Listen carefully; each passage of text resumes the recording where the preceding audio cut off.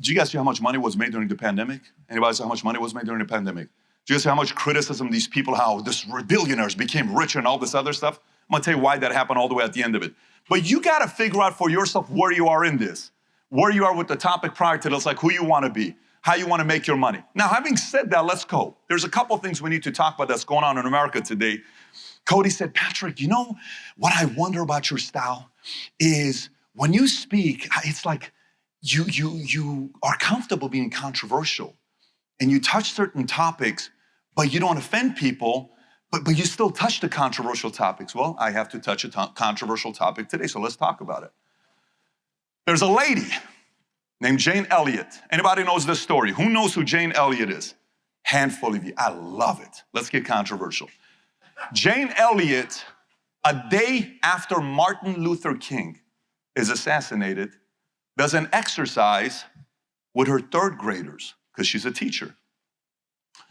So one day, she brings in her classmates and she says, I just want everybody to know in this classroom here, if your eyes are blue, blue-eyed people by study are known to be better, smarter, stronger, and they have more privileges than brown-eyed people.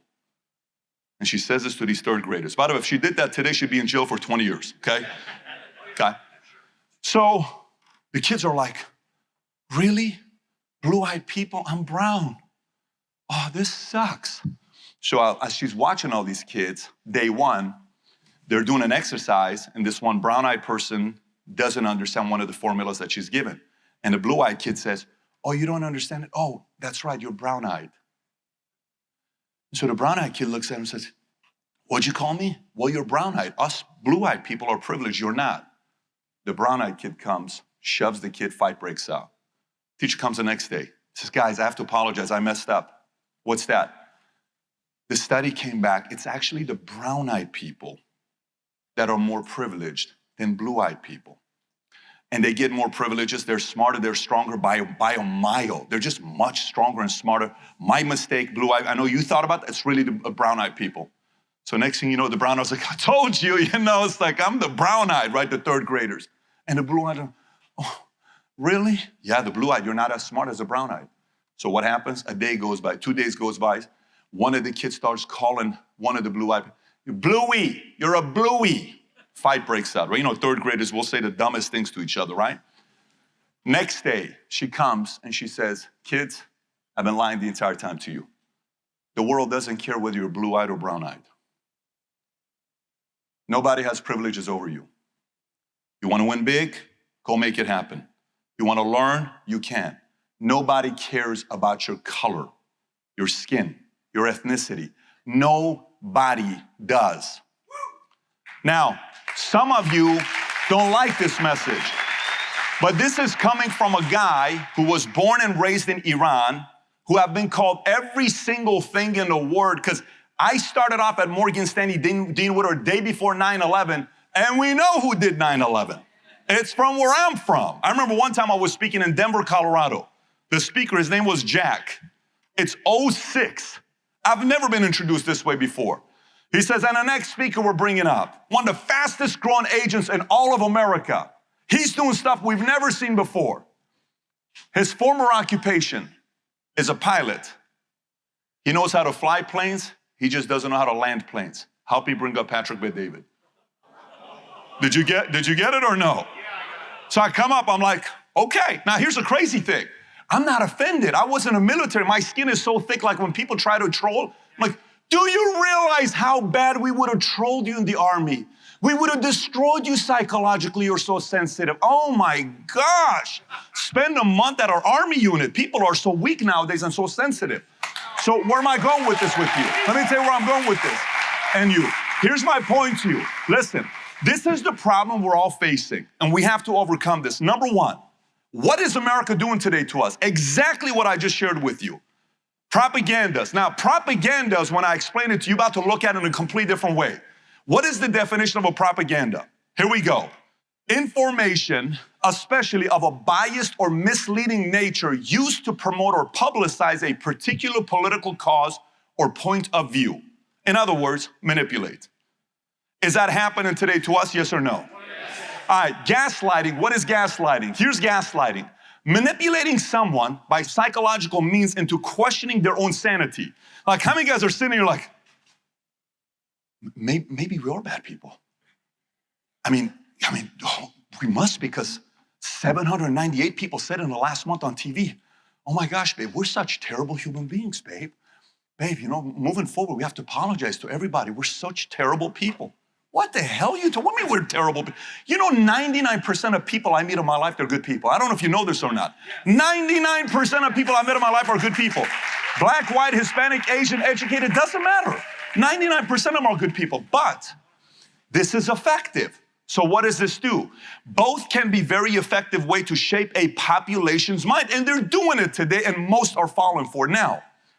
Parents, what do? Similar things. They instill beliefs on us. I host a monthly webinar with certain CEOs and founders around the world. The one I was doing 2 days ago, one of the guys, good-looking white boy, looks like Brad Pitt, like almost too pretty, one chromosome away from being a girl. Like, he is way too pretty to be a guy. So he's talking his, hey, and he's still like quite like a little timid to himself, but all of a sudden he snapped. This guy has 20 million a year, like he has nothing to be embarrassed of. He says, you know what, Patrick, for the last 3 months, and the book you gave us to read, you know what it made me realize? I said, what? For 29 years, I believe I'm fucking shy. I went to my mom the other day. I said, Mom, you've effed me up, because everybody you ever introduced me to, here's how you would introduce me.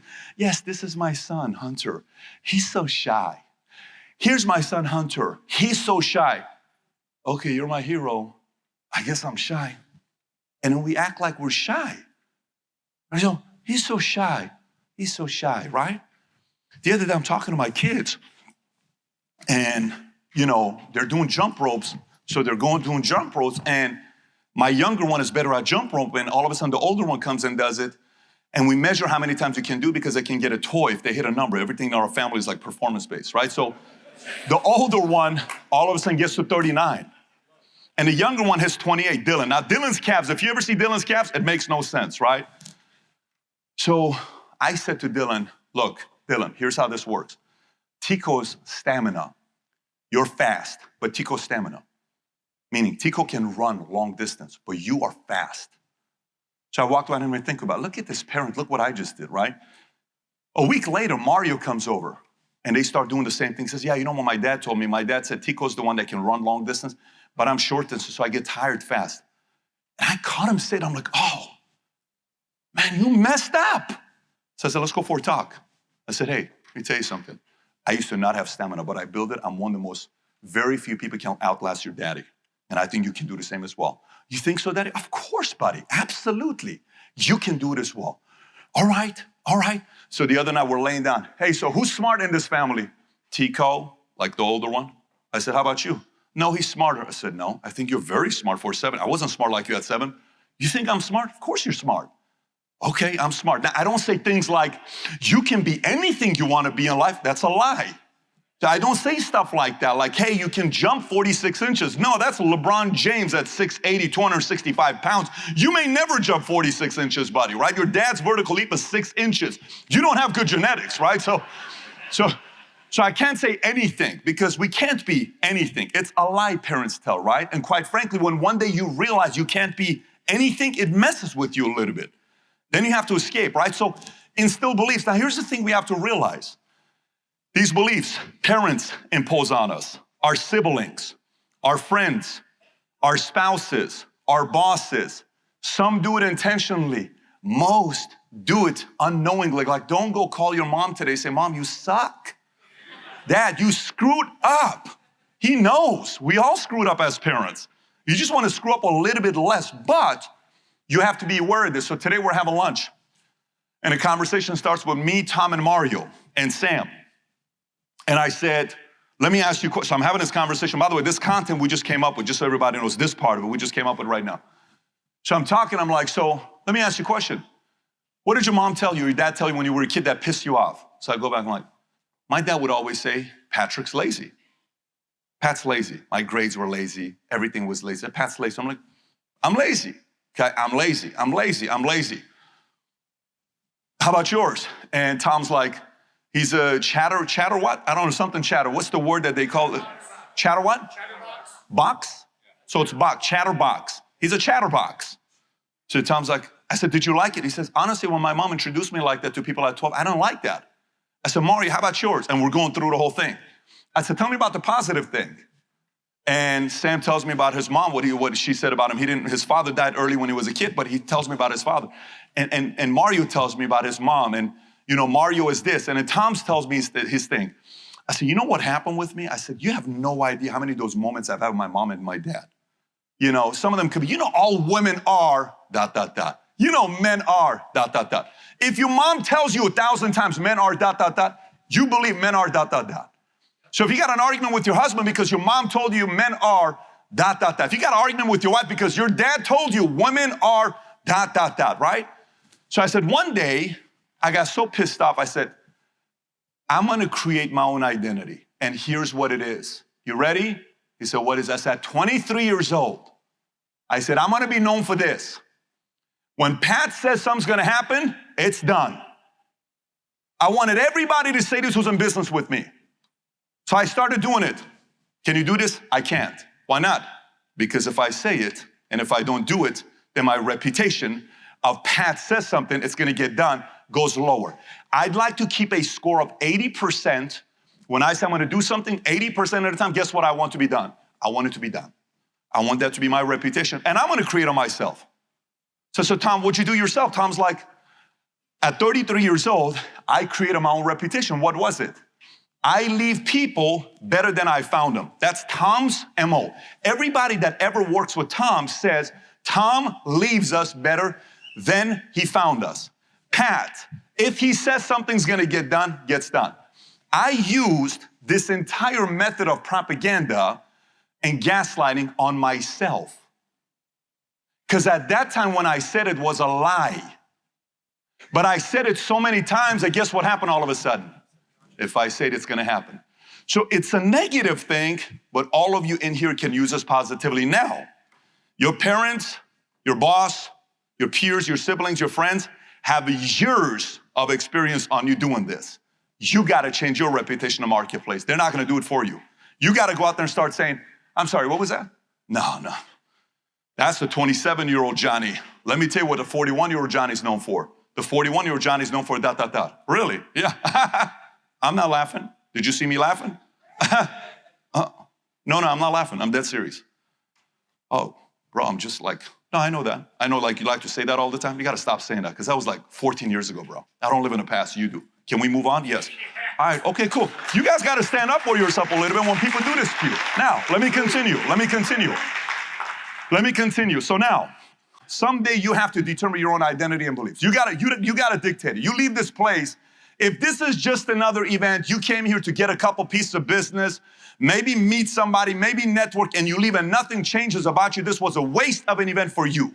Not for everybody, but for you. So you gotta make some decisions here. Now, power of words. Power of words applies in leadership, persuasion, selling, negotiation, recruitment, scripts, overcoming objections, dealing with underwriters, dealing with insurance companies. It's all words. So here's some of the words I added to my repertoire. Maybe it could help you out as well. Replace the word should with ought. Stop telling people what they should do. That's not your business. Tell them this is what you ought to do. Because ought still gives me an out. Should doesn't give me an out. Should is a judgmental word. Ought is not. So replace those two. Request. Hey, John, can I make a request? Yeah, Pat, what's going on? I'd like to see us improve in the following areas, man. Yeah, you know what, Pat, we're going to work on it. Okay, cool. That's my request. Guys, can I make a request? No, right? Word request. Request. Add it to your repertoire. Next. Hey, Johnny, can I make a suggestion to you? Yeah, of course. What's that? So I can make it to you? Yeah. I don't know if I would put that desk over there. Why not? Here's why. You know how people enter? Whatever it is. Can I make a suggestion to you? Next. Bobby, if I were you, I would consider doing the following. But I'm not you. But if I were you, I would do this. But you got to do what you got to do. But if I were you, I would do ... Johnny, do I have your permission to be direct with you? Sure. Do I have your permission? Yes. Hey, babe. Yeah, babe. Do I have your permission to be direct with you? Yeah, of course. What happened? You know, the other day family was over and he kind of joked about that one thing. Just really bothered me. Really bothered. I've been thinking about it it's been 4 days. I'm still thinking about it. Oh, I'm so sorry, babe. No, it's okay, babe. I just want to tell you, like, moving forward, like, that's got to kind of stop. Like, it just doesn't sit well with me. I appreciate you listening to me, but, just want to tell you that, oh, babe, I'm so sorry. I'll work on a movement forward. Thanks so much, babe. All good. Want to go to dinner? Yeah. Let's go to dinner, right? So boom, conversation now. Versus, what the fuck about that the other day? You make something. Maybe it's good for movies, but it's not good for marriage, when you're kind of a little too animated. Hey, you know what I want you to consider? What's that? I want you to consider doing this. Consider has an out. Ought has an out. Suggest has an out. Request has an out, right? Let me get back to you. A lot of us want to give answers right now. You would save 80% of your arguments if you just said to people at the end, hey, Johnny, yeah, let me get back to you. Okay. Yeah, look, just give me like a couple days. All right, cool. You get back to them. If it's important, they'll get back to you. If you make a note of it, you're going to get back to you. You got 2 days to process the decision whether you want to do it or not. But it's power of words, right? Let me make a case to you why you ought to, ... I'm going to make a case to you guys why you ought to make a lot of money post-pandemic. Really, what is it? Here's what it is. I'm going to make a case to you why you ought to consider getting an annuity right now. I'm going to make a case to you why I want you to consider this kind of an insurance policy. Okay, what is it? Here's my case. And then you go into your presentation, right? Please, thank you. These words have power. A person wants to do business with you if you use these magical words versus somebody else who doesn't. If you're in the sales world, you're dealing with people or anything you're doing, these things will do wonders for you. Now let's talk about dreams. How many of you have big dreams? Let's see here now this time. That man with the arms across, white shirt, glasses on, he will not raise his hand. Is that your husband, by the way? You're elbowing him or no? Does he have dreams or no? Yes, what's his name? Can you tell us his name? Bart? Bart. What's his last name? Tell me his last name's not, what is it? Okay. No, it's not Simpson, right? So last name is what? Hi, Bart. My buddy Bart. Okay. Let's talk about dreams. Here we go. Number one, serious question. By the way, just so you know, nobody cares if you get this answer right or wrong. So you question, how many of you are 100% clear about your dreams and goals to the point that if I brought you up, you can recite it in 20 seconds, everybody would believe you? How many of you? Come on, miss your hands. I can't. This light is like a tanning bed right here. How many guys? How many guys are so crisp? By the way, I appreciate you for being honest. Look, by the way, let me ask, please put your hands up. And folks, I actually want you to look around. How many of you are so crystal clear about your dreams and goals that you can go on stage and explain it to everybody? Put your hands up, put it up high. Look around, by the way. Good to see you, buddy. You doing good? Good to see you. Look around, look around, look around. Don't look at me, look around. Turn around and look behind you. Look behind you how few people's hands are up. Okay, so now, great. Let's process this. So when it comes down to dreams, I can tell you most people are not that clear. We just kind of live our life. It's like, I hope, Now watch this. Some of you who are, anybody ever wonders why such a small percentage of people's dreams become a reality? Anybody ever wonders that? Who wonders that? Like, why does such a small people? So I've asked this question of myself so many times. Here's why. Because we don't ask the second, third, or the fourth question. So what's the second question? Here's the second question. Your dreams, that life you want to live, how demanding is that life? How demanding is that dream of yours? What does it require for you to do? Is it a 1-year run? Is it a 3-year run? Is it a 5, 10, 15, 20-year run? What is it? How demanding is it? We don't ask that question, but some of us do. But the third one is where people quit and nobody knows. No one knows why people's dreams don't become a reality until the third question. You ready for the third question? Are you willing to meet that demand? There comes a time in your life where you're kind of like, Devin Booker, they ask him, they say, so how was it being in high school? He says, honestly, I never partied. I don't know how it was to party. He says, I practiced in the morning. I went to school. After school, I had double practice. Then I had another league. By the time I came home, I was done with I was so tired. My friends wanted me to go out. I never had time to go out. So and then we see him in the finals, dropping 40-something points, about to win the finals. And people wonder, oh, he must be talented. No. He was willing to meet the demand. I wasn't willing to meet the demand in high school. I wasn't. Look at my height. I have an athletic body. I could have played a lot of sports. I wasn't willing to meet the demand. But nobody explained this thing to me. You think I'm gonna explain this thing to my kids when we talk to them? Of course they're gonna answer this question very soon. They're gonna know whether they are or they're not. Well, many of us didn't know, but now you do. So now some of you are like, well, my dreams, they're pretty big. How demanding is it to have those dreams become a real? Pretty big. Are you willing to meet the demand? You know what I mean? I don't know.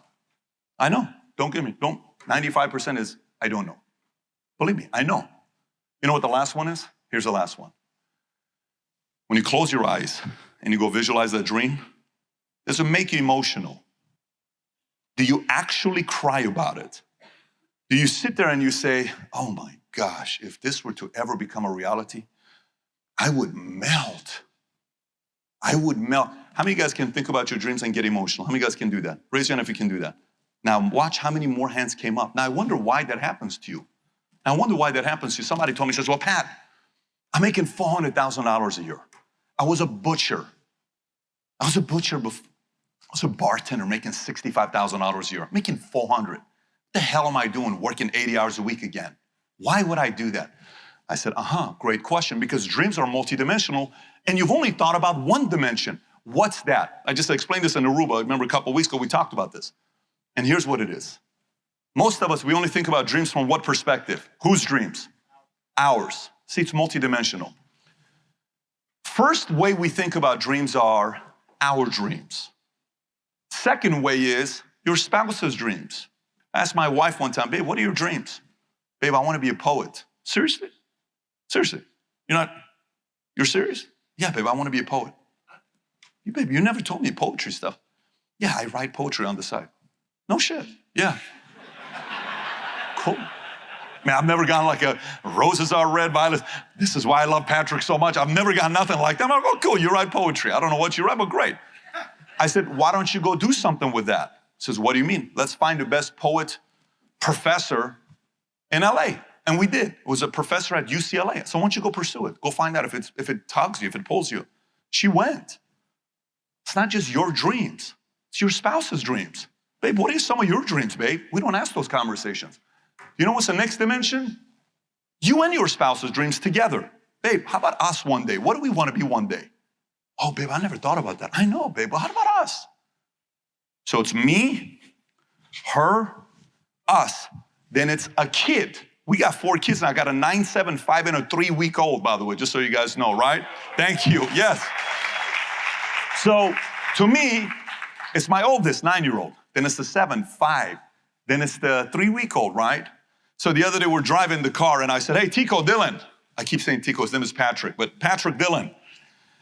I said, yeah, Daddy. I said, so what are you guys gonna do long term? You guys gonna be in business with your daddy? Are we gonna do business together? They look at each other. Mario, you remember this. Mario's somewhere around here. He says, well, Dad, that's a pretty deep question. We gotta get back to you on that. Yes or no? Mario, where are you? I'm like, you gotta be, I'm like, oh, I'm sorry, yeah, sure. So I'm driving, I'm like, damn, Mario, that was a deep response.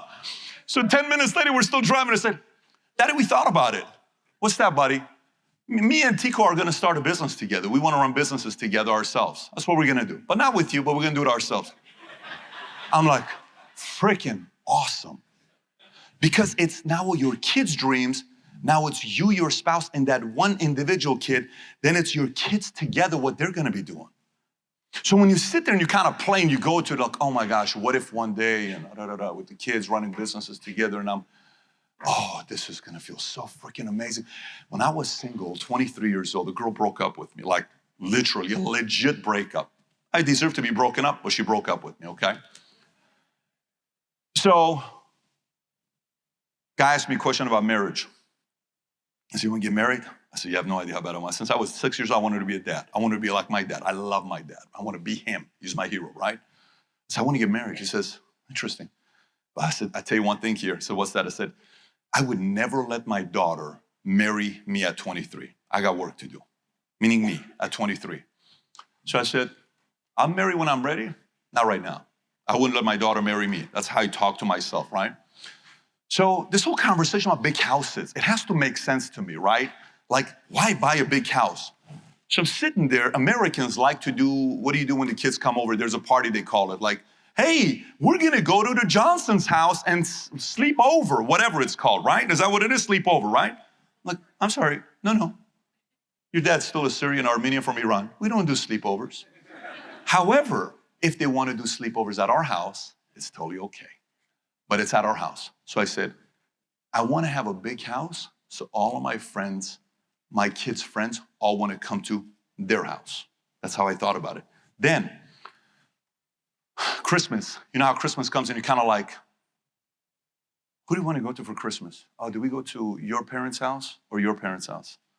Babe, you know the kids want to go to your parents' house. Yeah, I know, babe. Okay. When my kids have that conversation with their husband or wife, babe, guys, where do you want to go? We want to go to Grandpapa David, Papa's house. I visualize that, no joke, thousands of times. I swear to God. I swear to God, not even messing with you.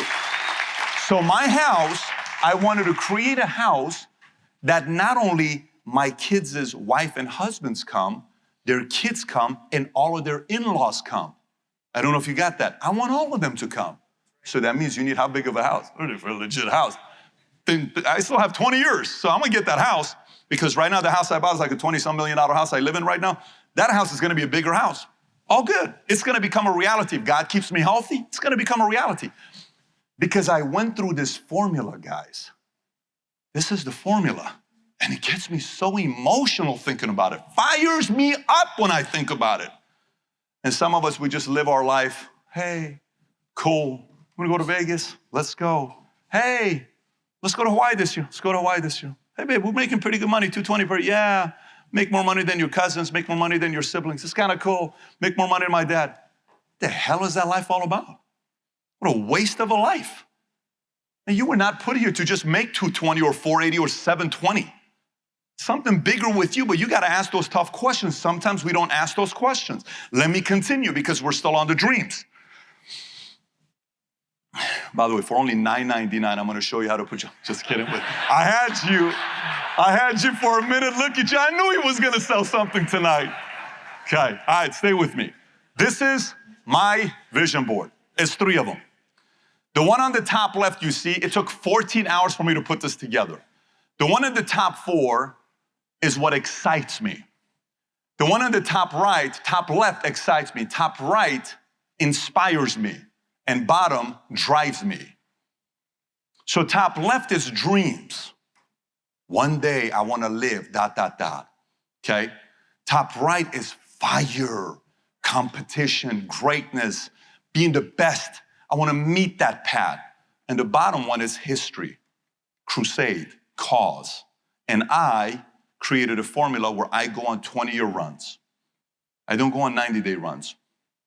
I don't like 1-year runs. I want 20-year runs. Now, why 20-year runs? I'll explain it to you here in a second. So for me, everything is visual. I had this painting commission. It's in my house right now. It used to be in my office for the longest time. That's me in the back. By the way, this is a 15-foot painting. If you've never seen it, it's a massive painting. Can you name everybody? Who can name everybody? Who can name it? Can you actually name everybody? Okay, who can name everybody? Most people can't name everybody. Okay, so I'm at the top. I'm in the blue suit. You're right. So that is Tupac. Did everybody get Tupac, by the way? Yes or no? Some of the country people are like, who is that guy? Yeah, but that's a guy named Tupac. Not Tupac, Tupac, right? Right next to me, it's Senna, Ayrton Senna. Anybody know Senna, the race car driver? If you don't, I named my daughter after Senna. Her name is Senna Rose BetDavid. Same spelling. That's how much I love that guy. The man in the middle is the Shah of Iran. When I was born in Iran, he was the king. And it's Lincoln, a Republican, Kennedy, a Democrat, Einstein, who believes socialism, Milton Friedman, who believes in capitalism, MLK, whose approach was very different than Tupac, and they're sitting in a bank vault with a lot of secret hidden messages in there. They're debating 2 books. One of the books is, if you look at the table, it's Ayn Rand's Atlas Shrugged, and the other book they're debating is Karl Marx's Communist Manifesto. That's how messed up my mind is, by the way, just so you know that. Okay? And there's an empty chair. And one day that empty chair will be revealed. You know what this does to me every time I see it? You don't even know what it does to me. What's yours, by the way? I'm not telling you to go build something like this, But you got to create these things. When you wake up and see them, it fires you. You can't just wing it and put some stuff up there. This takes time to put it together. Let me continue. So now driving. For me, it's a 3-step formula for everybody here. Number 1 is pacing, at what pace you want to go. So some of you guys are like, I'm not going to work 16-hour days. Great, that's your pacing. Some of you guys may say, I'll do 16-hour days once a week, but I'm not going to do it 5 days a week. That's your pace. I'm only doing 12-hour days. No problem. I'm not going to work more than 8 hours a day. No problem. I'll go 6 days a week. Great, but what's your pace? First question you got to answer. What is your pace? Second one is lifespan. For how long are you willing to go at that pace? For how long? 1 year, 2 years, 3 years, 5 years? I don't know. You got to answer that. Then the last one is your focused effort, which means what? At the beginning, I have to sell all the time. Then it's about recruiting talent. Then it's about developing. Then it's about raising money. So my time changes based on what phase I'm at. Let me make this visual for you, so hopefully this will make sense. This is where people win or lose. Folks, can you tell me what your hardest working day of the year was? Scream out the amount of hours you worked on the hardest working day. Say it on 3. Hang on, get that number in your head. Your hardest working day of the year. You ready? On 3, everybody. 1, 2, 3. Okay, great. Your hardest working day. You ready? Nobody cares about your hardest working day. What helps you win is your bottom 100 worst working days. Don't brag about the day you work so hard. I care about your bottom 100. That's where you lose, and that's where you win. So when you look at this, here's what this is. The top shows 4 different, if you go to the bottom right shows the 1%er, the 10%er, the 20%er, and the 80%er. This meeting is called what? 8% nation, right? So you got the 1%, 10%, 20%, 80%. The 80% is the green. Go look at the people who are green. You see how greens, they work hard, they work hard, they work hard. Then a bad breakup or a client cancels, they go all the way down to a 1. One setback destroys those in the 80%. The 20%, they work hard, they go all the way down to up to 9.5, meaning they work just as hard as anybody, but once they get a big check of $50,000, they go all the way down to a 4. Do you see that? The 10%, they work hard, 9.5, and their worst is 6. They still work hard. And then you got the 1%. Their best is 9.5, their worst is 8. So you can't compete with those guys. So again, what are the 3 things? Pacing, then it's what? Span, what's the last one? Focused effort, right? Pacing, span, focused effort. So now, that's one question you got to answer. The next one is the following. In this room, is it fair to say that some have more talent than others? Is that okay if we say that? Is that okay if we say that? Some have more talent than others, yes or no? Okay. How many guys have ever met an overachiever? Who's met an overachiever? Scream out the overachiever. You personally know. I'm talking about in your friends and family, not like publicly you're going to say Steve Jobs. In your, unless if he was your cousin, but anybody in your personal life. Okay, on 3, just say his name or her name. Overachiever. On 3, 1, 2, 3. Does everybody know he or she was an overachiever in your community? Yes or no? They pretty much know it, right? So what is an overachiever? Somebody that goes above and beyond what people expected him to do. When you look at this, you got 3 different types of people. The average, the talented, the genius. How many of you guys have somebody that after school, you thought this person was going to crush it in life and they did nothing? Yes. Who knows anybody like that? Yep. Who knows anybody like that, okay? You know what that was? Him or her never wanted to know their capacity. They wasted all that talent. Happens in sports, happens in military, happens in business, happens everywhere. FYI, this is a very tough chart to look at because some of you guys may leave here saying, I'm a pretty talented guy, but behind closed doors, I'm not going to lie to you, I'm pretty lazy and I'm not that focused, and I work hard 1 month, and then I disappear for 6 weeks. And 80% of the time, I'm full of shit. I'm not gonna lie to you. Like you maybe, let's just say that's the reputation. Everybody here's got a reputation, just so you know. Some of you guys got a reputation here. How many of you guys remember the guy who had a reputation that you don't want to fight in high school? Who knows that guy? Anybody knows that guy? You don't want to fight Johnny. He will knock your ass out. Yes or no? Yes. How many of you guys know, hey, you know what? That one guy's got a reputation. What's that? Don't get your girl too close to him. Why? Why? Just don't. Why? He's that charming. Really. Everybody has a reputation, just like you got a reputation of being a overachiever, an achiever, or underachiever. All of us will die with one of those 3 reputations. If it doesn't bother you, don't even worry about the slide. But if this scares the hell out of you, well, then do something about it. Go do something about it. Leave this place saying, I am currently an underachiever. Let's just say, I'm not going to go like that. I'm gonna work my way up to being an achiever. Achiever means what? You doing good in life? Pretty much everybody thought you were gonna be at that level. But overachievers, when they say, not gonna lie to you, bro, I never thought, no joke. Like one of my friends, Adrian, love this guy, invites me to Conrad's. And we go there, nicest guy. He says, Pat, I just have to tell you this. I know none of our friends will tell you this. I said, what's that? He said, Pat, I swear to God, all our parents would talk behind closed doors because yours was the only Armenian family that got a divorce. And everybody say, stay away from Pat because he's gonna be one of the biggest drug dealers and he's gonna take all of you guys to jail. And I never thought you could do anything with your life. I said, well, at least you said the biggest drug dealer. There's something good about that. That's the biggest, right? I take that as a compliment, you know? At least it's the biggest, you know? May spend 30 years, but you write about, man, say this guy was the biggest. But the point is, nobody in high school thought this guy was gonna do anything. I chose one day when I asked those tough questions. So let me wrap this up for many of you.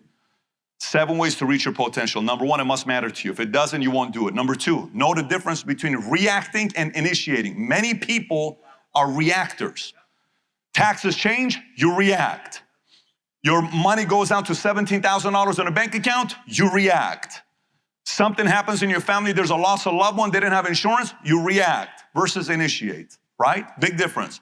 Find systems that make you think less and make you more productive. If you don't have systems, like for me, I wanted to have a problem-solving formula that I can transfer to you, where you can use it yourself. That's my specialty. I want to transfer that over to you where you sit there and you say, even up there, we're talking to Todd about how to take his, I think his YouTube channel is going to end up being a 1 million subscriber channel. I think the guy's got the goodies to do something big in the industry, and even more, by the way. But we were processing stuff together. I can't help myself. That's where I go to. I process things, and we go to it, right? So you got to find systems so you think less. What does it mean that is think less? I've been walking this entire time. I've been pressing this button. I'm not thinking to press this button. I'm just walking. I'm not thinking. I'm just doing it. You have systems. Systems help you think less, and you produce more. When you have to think a lot, it takes a lot of your energy away. Conserve your energy. You're going to need it. Move on faster. Something happens to you, move on. Normally it takes you a week to get over it. Do it in 3 days. Normally it takes you 3 days to get over it. Try to do it in 1 day. Normally it takes you 1 day. Try to do it in 6 hours. Normally a bad client breaks your heart. It takes you 6 hours. Do it in 2 hours. It's 2 hours. Do it in, by the way, just till today, I don't like rejections. It just doesn't take me a week. It takes me 5 seconds. Till today, look at presidents debating on stage. They're debating on stage, you know, and boom, they're going back and forth. You don't feel them getting offended? Because they're human beings, but they move on. And they go on to the next one. Even them, they're not robots. None of us are. But you got to move on faster. Next, define hard work. Most people don't know what hard work is. Actually define what hard work means. Put a number to it. Compete up and stop being afraid of competing people bigger than you. Don't be afraid. Stop competing with people below you or next to you. Go up. Compete up. Well, at least I'm making more money than my cousin or my brother or my sister. That's nothing. Let's compete up a little bit, right? If you want to go out there and compete in a marketplace. Last couple things before I wrap up. Why should someone work for you or with you? This is a question we rarely ask. Number 1, what benefits are you currently offering to others? By the way, this is not just working for you as an employee or a salesperson. This is also working with you as a client. Why should someone, what benefits do I get from somebody working with, from me working with you? What benefits do you offer? Can you actually write those down? You know how many times I've gone through this myself? What benefits? I'd sit down with the home office employees, with my 7 C-suite executives. What benefits do we offer, guys? And we figured out, we just had a meeting 2 weeks ago in South Florida. Everybody flew in. We had a 3 days, from 7 a.m. till midnight. All we did is blue ocean strategy on answering these questions for 3 straight days after SWOT analysis. Next, in what way do people improve by associating with you? If I'm your friend, does my life get better? If I work with you, does my life get better? Do I make more money? How many lives have you changed positively in the past year? Can you make a list? And in what way? Not in an arrogant way, but what's your reputation, right? What makes your company distinct from your competition? What separates your leadership style from others? Do you have a code of honor that you embody? Do you embody it? What benefit programs will they get from being associated with somebody like you? These are things that you think about. Now let me wrap up here and we bring up Cody. Here's the last thing I want you to be thinking about. Pre-COVID, we had different types of problems to solve. During COVID, how many of you guys were like, oh my gosh, I have no clue how to overcome? How many of you guys, COVID was a pretty strange time for all of us? Yes or no? Like some problems we had to address that we never knew how to address, right? It's officially post-COVID. During COVID, America printed $6.5 trillion of money. Just so you know, 40% of all the money ever printed in America was printed in the last 12 months. Let me say it one more time. Please listen. Please listen to what I just said. Nearly 40% of all the money ever printed in America was printed in the last 12 months, 15 months. We've been on since 1770, 245 years. 40%. And you know what's crazy? All this money they printed, let's give stimulus to this, to that person, to this person. You know what happened? No matter who they gave the money to, guess who the money flowed to? To the rich people. The rich got richer, not because they're bad people, because they were ready, because poor people don't know how to manage their money when it comes to them. There was 3 types of people. Those who just became the last 9 months, I have made more money the last 9 months than my entire lifetime. And I've made a lot of money in my lifetime. I've made more money in the last 9 months than my entire lifetime. Okay, my entire lifetime. Why? Because we were ready for this season. But I'm gonna tell you this here.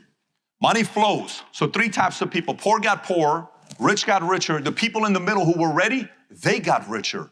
There's a lot of new money, by the way. Some of them are in the room here. A lot of new money. But we're officially at post-COVID. Everybody here leaves. How you do the next 12, 24, 36, 60 months will be predicated based on what kind of strategies you have in place. If you do it right, money's gonna flow to you. If you don't, money's gonna flow to somebody else. But if you just go winging it, don't expect money to come to you. All I'm gonna say is, if you think money was made the last 5, 10 years, nothing close to the kind of money that's gonna be made next 10, 20 years, if you go on the right run. Having said that, thank you so much for your time, everybody. Appreciate you.